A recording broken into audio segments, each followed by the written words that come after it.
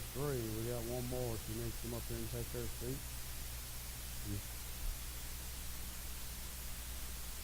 We are going to do something a little bit different this morning.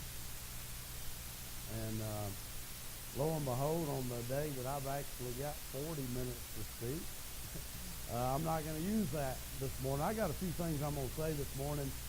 But sometimes somebody has to help me be creative, because I'm not a real creative person when it comes to. My wife has tried to get me to do different things through the years, like sermon series and stuff, and I just don't know if that's me, playing a Gilligan's Island clip and then building a mess, I don't know. Or her favorite, Mayberry. What's that one? Andy Griffith, yeah. Oh my goodness, you've got every one of those memorized. But today is Mother's Day.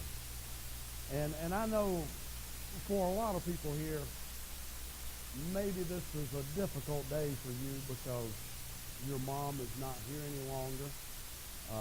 Maybe it's a difficult day for you because of some trauma that you went through when you were younger, and it's just not one of those days that you look forward to. But it is a very, very special day. It's a special day because there's one thing everybody in this room has in common, is we all got a mama. And you got a mama that was truly your mama, or you got a mama that raised you, and that was your mama. But all of us have a mother, and mothers are special. And my sister called me the other day and said, I would like to get up and say something about our mom, and I think a good idea. I don't know if you want to do this or not. This is my baby sister talking to her older brother. But you can just I just want this food for thought. Maybe ask some other people, and we can come up and we can talk just a few minutes about how special our moms are to us. And I thought it was a great idea from the first time she actually started speaking. And it's going to be good for you, and I hope it's going to come out good. Now, Stacy doesn't get to go first because Keisha wants to go first. So, Keisha, you come on up. The only qualification is y'all have to hold the mic all the way up so everybody can hear you.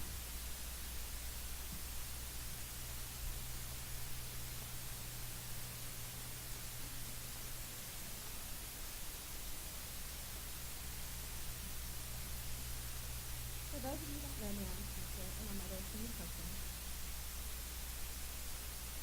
If you're just now wondering who that is, she's this beautiful lady that I'm lucky enough to know.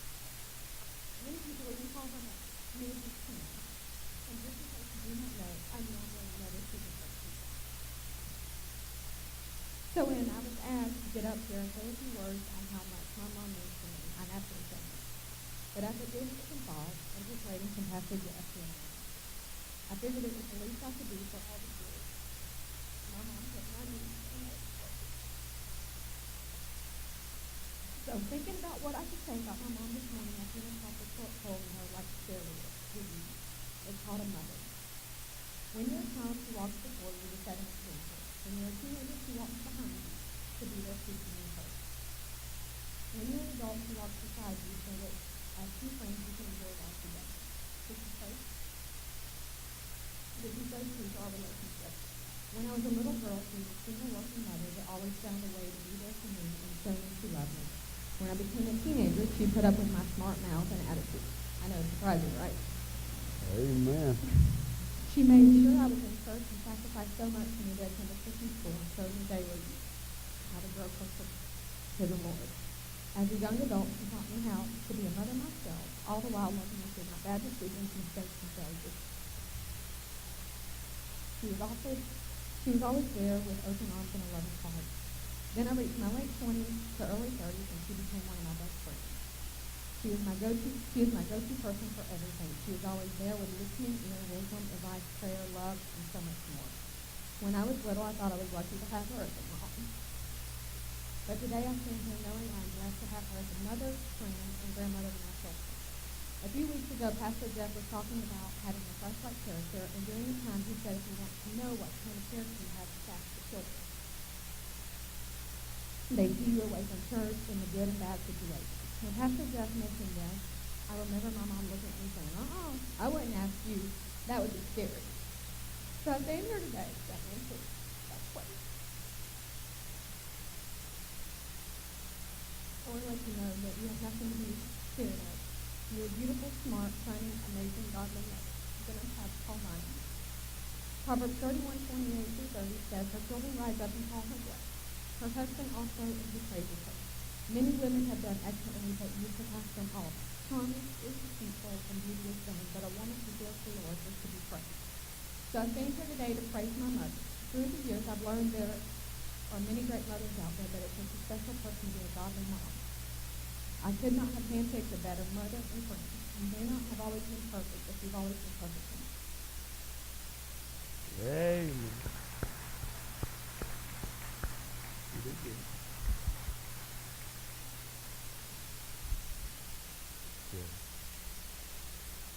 Give her, but this is Miss Cindy Kirkland. Let's give it up for her.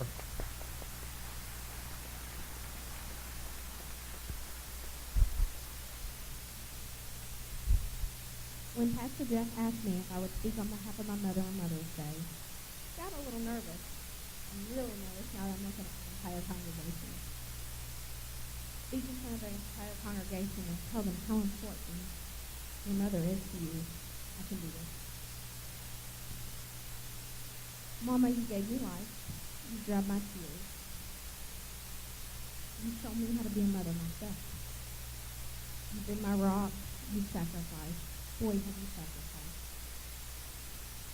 My mother's one of the hardest working people you could ever meet. She's worked midnight shift to keep her children out of daycare. She's been a heavy equipment operator. She worked 3 jobs when my dad got sick in 2020.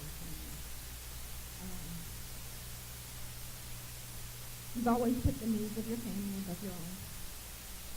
You taught me work ethic, and you taught me how to be a strong woman. Not a day goes by that I don't look at my own daughter and think that I hope I get to make just half the impact that you've made on me. Through all the diaper change, the homework, the sibling rivalry, the teenage drama, and so on, I thank you. I thank you for showing me how to put my faith in God. I thank you for showing me the importance of sharing your passion for Christ with others. I thank you for every sacrifice you've ever made for us. And I thank God for giving me you. On this day, not only is it Mother's Day, but it's also my mother's birthday. Happy birthday, Mama.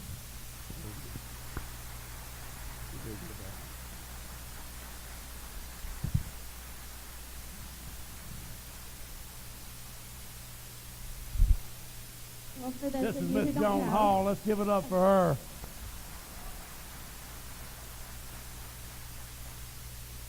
I'm Stacy, and I'm the baby sister, the youngest of all 3 of them. But I just want to talk about my mom, a.k.a. Mama. Everybody knows her as Mama. But to me, she's my best friend.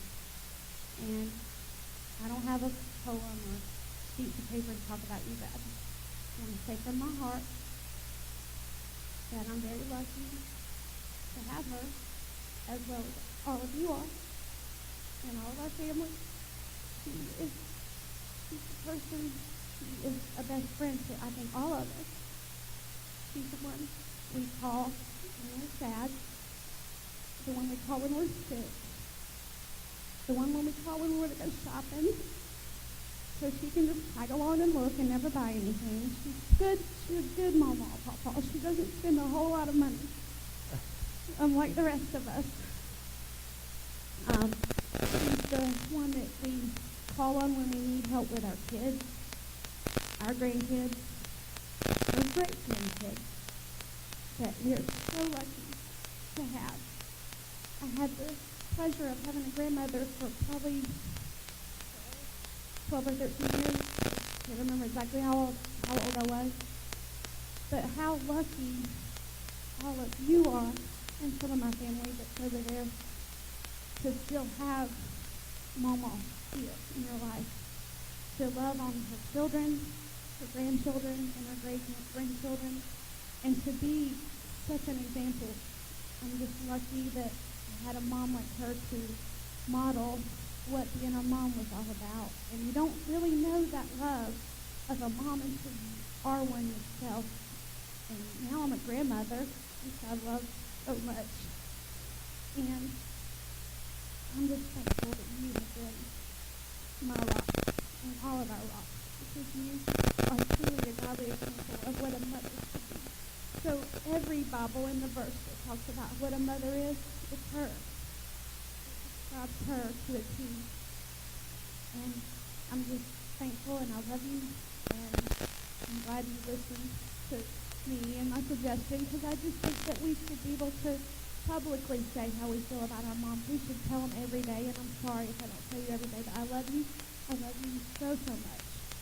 And I always will. And just tell your mom you love her. It makes her feel so special. I know it makes me feel special to read the cards that my kids had for me this morning. That's so special. It doesn't have to be a big gift, but a card or just a hug saying I love you means so, so much. So let your mom know how much you love her today if she's still here.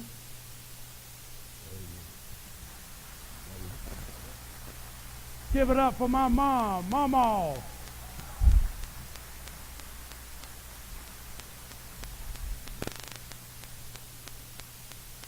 Okay, I'm old. I have to have my notes. Or I will lose track of all that. As we all know, we all have great mothers. And I was very blessed to have one of the greatest.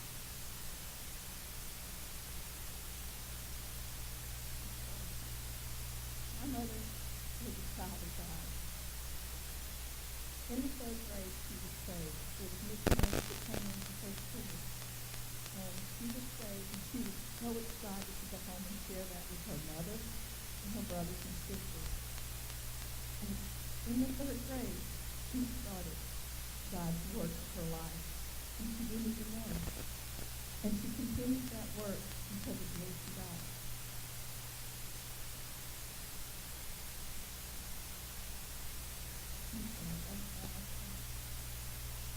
She loved her church. She loved her pastor at the time.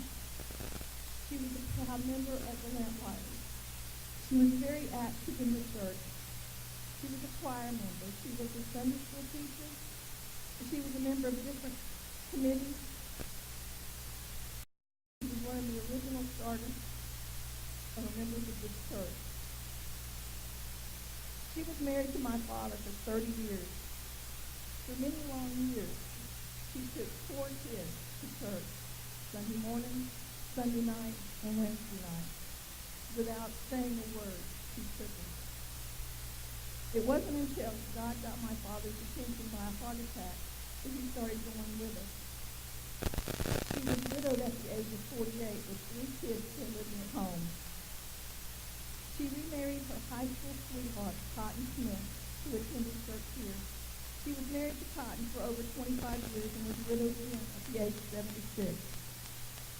She is a cancer survivor, but not in the typical way. Twice the doctors told her she had cancer, but after very much faith and prayer and further testing and even doing surgery to go in and remove the cancer, they found there was nothing there. Amen. When the doctors told my mother that there was nothing else they could do and things were going to get worse, she just looked at him and said, "You don't know my Jesus."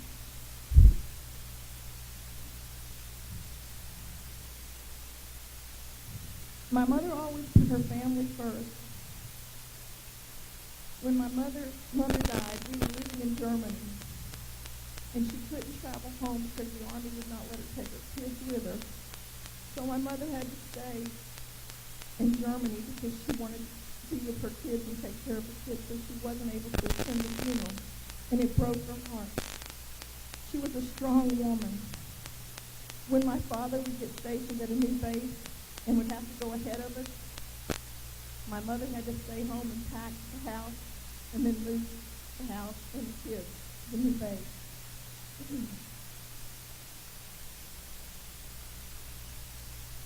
She was a God-fearing woman. She was a prayer warrior. She was strong in her faith. She was very easy to friend, and she always was willing to listen and give a caring word. She was quick to smile and slow to anger. She was the matriarch of our family, unconditional love. She had patience with us when we weren't going the right way. She always gave us a kind word and never said, "I told you so." I tell you all this to let you know today that I am the woman that I am because of my mother. There was no way I could survive this world if it hadn't been for my mother. She taught me many life lessons. She taught me that family is first, and most of all, she taught me how to love God. She was my best friend, and I think of her every day. I wanted to introduce you to my mother. Her name is Josie Smith, and she's sitting up in heaven right now looking down on us. Thank you. Amen.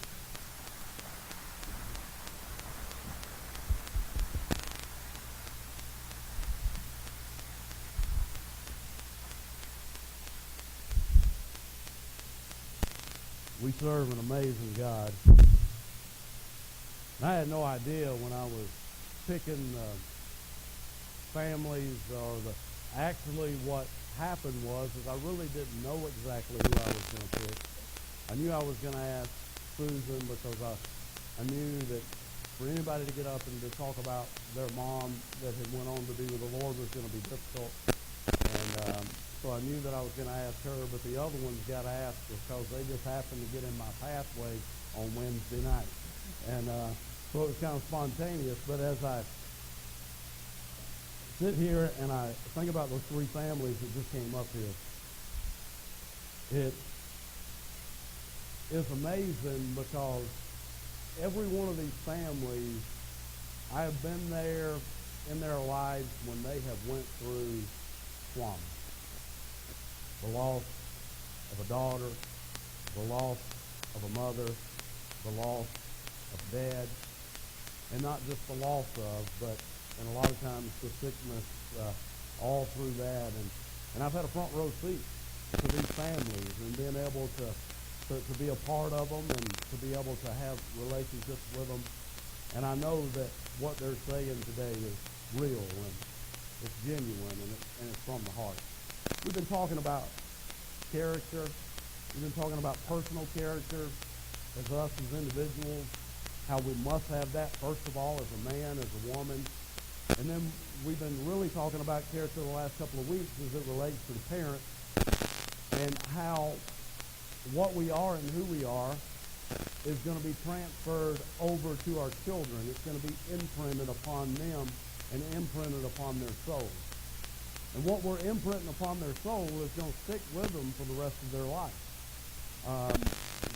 Good and positive and wholesome or negative and destructive and something that they'll have a hard time dealing with for the rest of their life. It's going to be imprinted and it's going to become a part of who they are for the rest of their life. Deuteronomy chapter number 6 there, basically if you read those 9, 10 verses that are laid out right there, that right there is the formula of everything that we've talked about for the last couple of weeks. Moses said today, he told the children of Israel, I'm commanding you today what God has commanded me to tell you. And what he does is he lays out the formula. He lays out the foundation of being able to have a family, not only today, but a family for generations to come.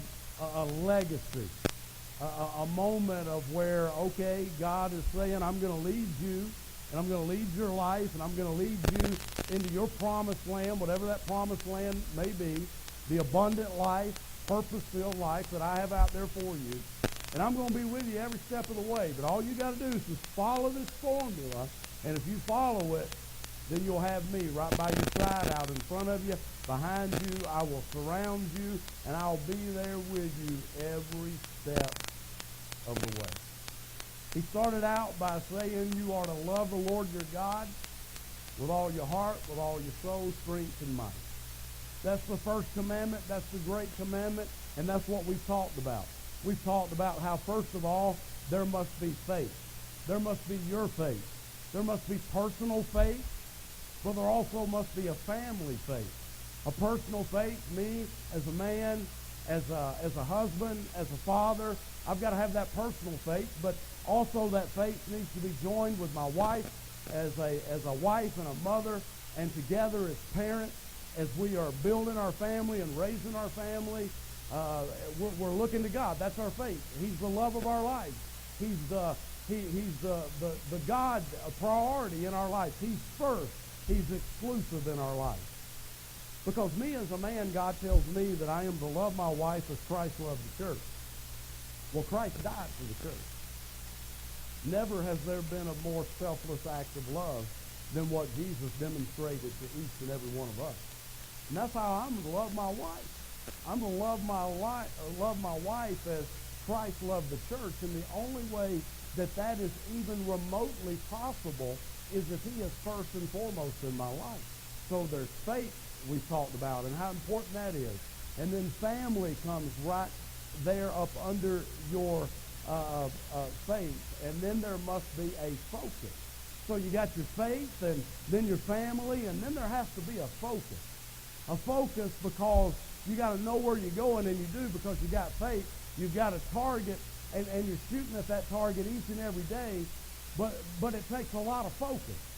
And the reason why it takes a lot of focus is because when you have these little ones and you're imprinting God upon their lives and you're passing on the character of God that you have in your life to your children, it's a process.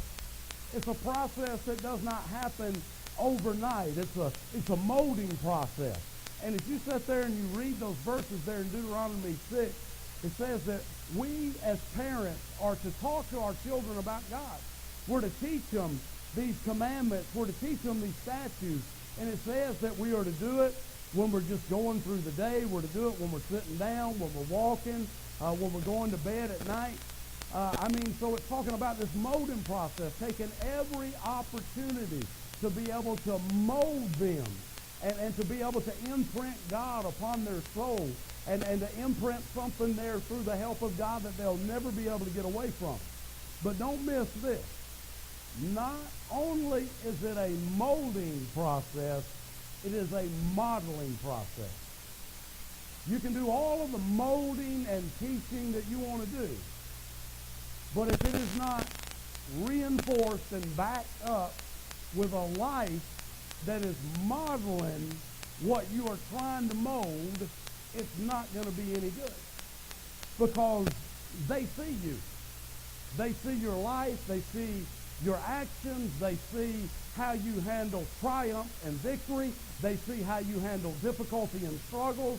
They see how you are when things are going good. They see how you are when things are going all against you. They are watching you. They're watching your every move. They're watching what you love. They're watching what you watch. They're watching what you do. They're watching what you are here in the church. They're watching what you are in the house. They are observing everything about you, and you are modeling life right before their very eyes. And literally, I've heard Chip Ingram say, and something that has always stuck with me when it comes to us as parents to our children, how we should be able to sit our children down right here on the front row. If you had a quiver full, you'd have a whole front row full of them right here. And you should be able to set them down, and all of your children, men, women like husbands, wives, moms, dads, and we should be able to see, you see how I handle stress? That is the way you are to handle stress. You see the way I handle money? That is the way you are to handle money. You see the way we go to church and serve God? That is the way you need to go to church and serve God. There should be every aspect of our life that is so lined up with honoring God, we should literally be able to sit them down and say, imitate me, follow me, model out there in your life what you see mom and dad modeling each and every day before you. And I'm telling you, coming to church is great. Having Sunday school teachers and having them involved in different things to be able to impact their life, that's great, that's wonderful. But the most powerful impact and powerful influence upon their life is when you are able to say, imitate me, and it be real, and it be genuine. If you're sitting them down and you're telling them to do something that you're not doing, guess what? It's not going to happen. It's probably, unless God just changes them on his own, in spite of your bad influence, they're not going to follow what you say do. They're going to follow what you do. So if you've got this list of 5 things they don't need to be doing, You should be modeling those 5 things right before their very eyes so that it has that authentic, real, genuine, powerful impact upon their life. That's the plan. That's God's divine plan. That's his process. And when we follow that, we get his divine power in our life. He's there with us. Just like these families that come up and talk to their moms this morning. I pointed out each one a tragic event, but you know what? There's been other trials and difficulties and struggles that these families have went through. But you know what has got them through the storm? You know what has weathered them through it all the way? It's been God. Because they had a divine plan, each one of these families, that, faith is going to be first and then our family, and then they had that focus and that determination, and then they follow through with it in the process. They get to experience the power of God and the presence of God in their life. They get to experience that because there's going to be times that we're going to need his grace in our life, because there's no way possible that we're going to be able to get through that valley without his help and without his presence. There's no way that we're going to be able to get through the stormy heart that we have inside of us without having his peace that comes and floods our soul, that passes all understanding. There's just no way that we're going to be able to get through it. And when we are following the formula that God has laid out for us, we're going to have his power there and his strength there and his ability there at a time when we need it. God is going to be there for you. He's going to be there for you, and you're going to see when you have faith and you have family and focus, it brings the favor of God upon your life. The favor of God means a lot of different things in a lot of different ways. It means that you have his blessings upon your life. You have his anointing upon your life. He is there for you. You have his favor. Not only do you have his favor, you have fulfillment. Because there will never be any other way that you'll ever be able to be fulfilled unless you are filling your role and responsibilities as moms and dads and parents of those precious children that has been given to you. This morning I'm going to do something a little bit different all the way around the clock, and I want to call my mom up this morning. And I'm going to make her stand right here in front of everybody.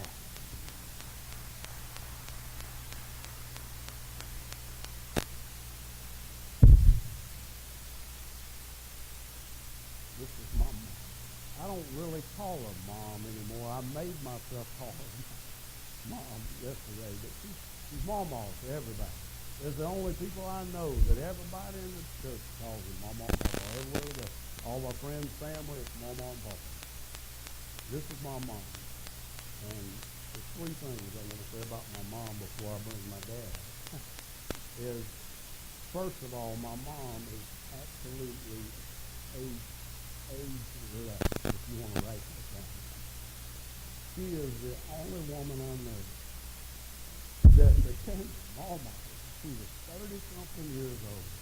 And she has 38. And she has been a mama now for 30 years. And she still looks like she did when she was 38. She's ageless. The exact things that she did with her kids, she did with her grandkids. And now she's doing with her great-grandkids. And that's just being mama.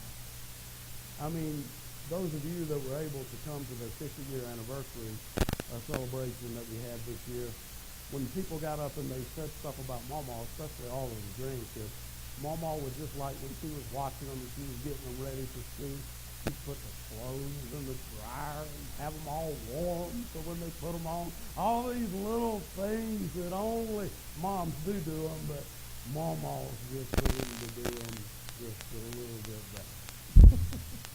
But my mom, first of all, she's ageless. Second of all, my mom is priceless.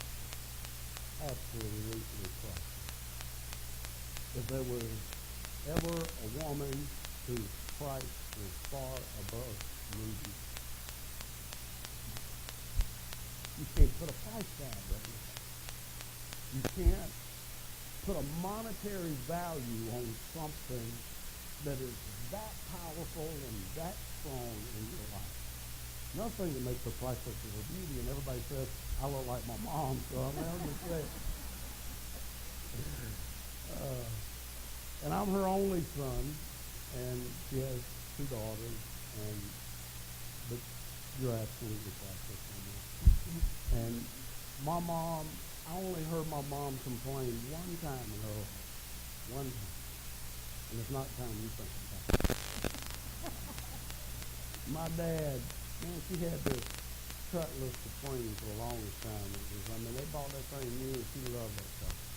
And my dad tried so desperately to replace that, and he went and bought this Grand Prix. Visually it looked all right, but what did it have? Dirty seats. See that? My mama ain't forgot. That thing had dirty seats. And I mean, I ain't never heard my mama complain and nag about anything. But why'd you have to buy me something with dirty seats in it? She's truly, when you think about, I was thinking about my Chrysler yesterday, and all y'all know how I feel about my 2001 Chrysler van. My mama was a lot like that. See, that 2001 Chrysler van, man, it had those double sliding doors, and it had that radio and had that CD player, and man, that thing was showroom model way back then.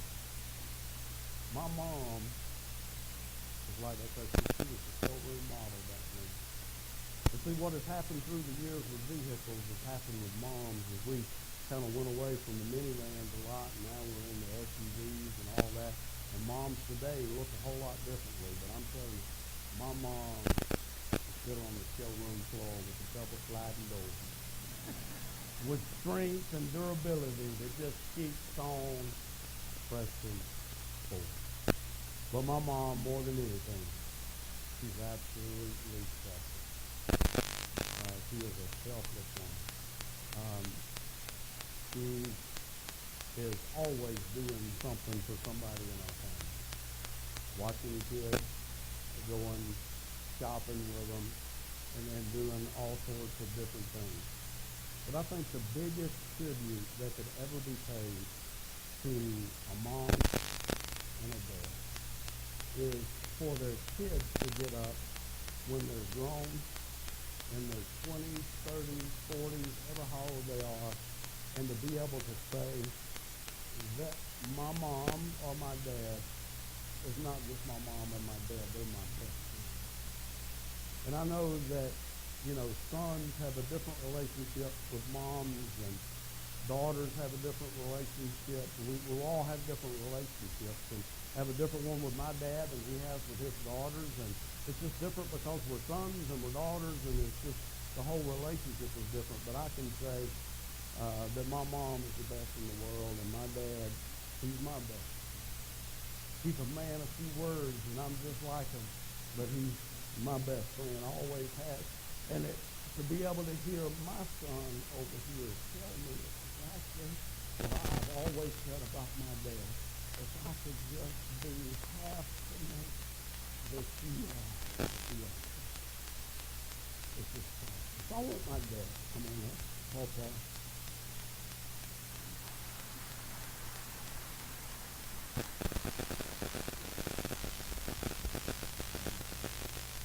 I don't know if everybody's here or not, but I want to close the service just by showing y'all a visual picture. They had 3 kids. And my mom and dad did not have a Christian upbringing. They did not get saved until they were married. So there is no legacy behind it. They were the beginning of a legacy. They were the beginning of a reverse of a curse of not having a godly legacy and a godly family and a godly upbringing. So what I want to do first of all is I want Stacy and Shane to come up, and Christy, Tammy, and my wife's back there in the back. So y'all come on up. These are the kids, and I don't know if she'll be able to come out. She's on the bulletin if y'all want to know what she looks like. Look at the back of the bulletin.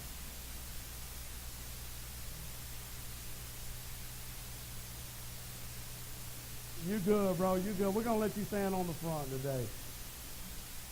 First of all, there was Chris that came into our lives, and I'll never forget the first phone call I ever had with Chris. I'm 16 years old. He's like met her in Panama City, and he calls the house. Back then, we answered those landlines. And I said, she's not here. He said, well, can I call back later? I said, I don't care if you call back later. And then several years later, Stacy married Shane. And so this is our family. And this is what it was at the beginning. Then we all started having kids. So we can have the kids to come up. I had 4 kids. Here comes my wife. Let's give it up for Miss Gibbons. Now, if we could have Justin, Jenna, Whitney, Bradley, who else? Summer, Steph, any other? Now, I want Jennifer to come too. I guess I'm going to try to be easier for me just to break it down. Come on up. Doogie, come on up. Ray. See, Ray's always running out of here when she knows she's coming up. Ray, and then there's Claire Bell. And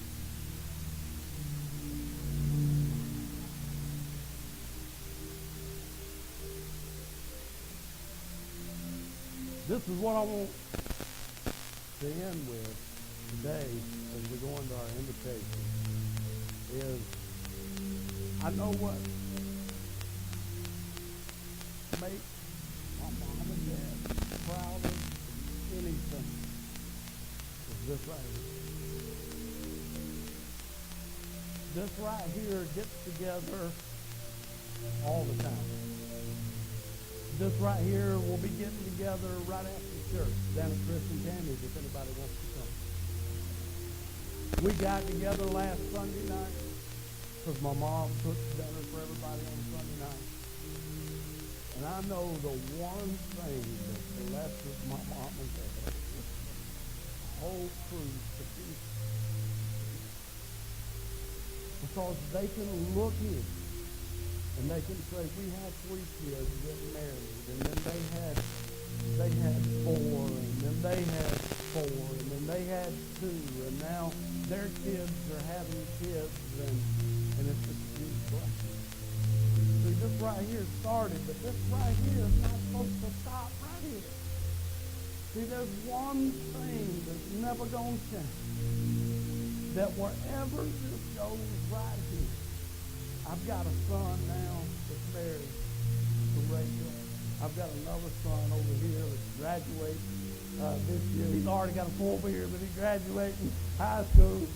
And then I got Whitney here, her husband's not here. She's not had no little baby yet, but she might be pregnant right now. Who knows? And what's going to happen is everybody up here is going to keep having kids. You know what's going to happen to family? It's just going to get bigger and bigger through the years and through the decades. But you know what? If this family legacy keeps going forward, and it's a godly legacy, and it's a godly heritage, you know who it's all going to come back to. 10 years, 20 years, 30 years, 100 years from now, don't come back to these 2 right here. Because there was a mom and a dad somewhere along the way in the 1970s, late 60s, early 70s, that decided, as for me and my house, we will serve.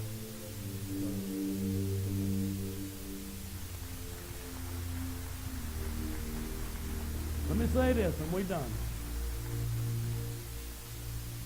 The best thing about this truth is I guarantee there ain't a one of them up here that would not stand in front of a truck. And that's not a tribute really so much to us extended parents as it is to them and their influence and their impact upon their children and upon their grandchildren and upon their grandchildren. And I'm up here saying this today, and I drew all this attention today with the help of my sister. Would have never done this without her. Thank you. And because I believe that anybody in your life that has impacted your life, if it's a mom or if it's a dad, you need to let them know this side of eternity just how much they mean to you. We're not going to be here on this earth forever. This is my mom and dad, and I've been their pastor their whole life. But on the day that God calls them home or anyone else home, I'm their pastor, and guess what? I'm going to have to talk about them one day, or they're going to have to stand and talk about me one day. Who knows how all that's going to work out. But you know what? Exactly what I say today will be no different than what I'll say then. They lived their life, and their life has spoken for itself. Just look at the fruit and the result of the impact that they've had upon all their things. Thank all y'all. As they go back, let's stand this morning.